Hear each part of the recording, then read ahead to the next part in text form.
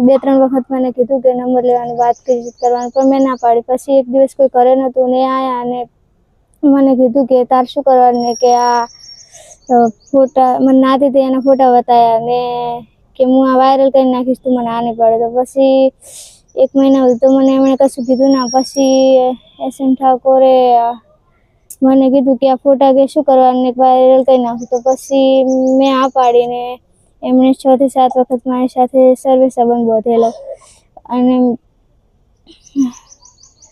28/12/2024ના દિવસે મને હું ભેંસનો ચારો નાખવા ગયેલી હતી. એ દિવસે એમણે મારી સાથે જબરદસ્તી કરી અને એરંડામાં લઈ ગયેલા હતા. તે દિવસે મારે વિષ્ણુ કાકા એમણે જોઈ લીધેલ હતું અને પછી એમને કીધેલ હતું કે તું આજ પછી આનું નામ ના લેતો, નહીંતર હું કેસ કરીશ. એ વખતે કોઈ કેસ વેસ કરેલો નહોતો અને હવે પછી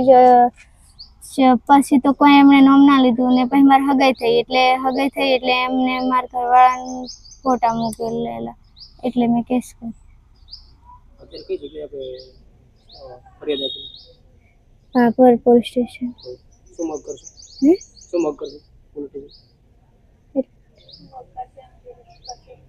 એમ કે એમને લાવો ને એમને સજા આપો.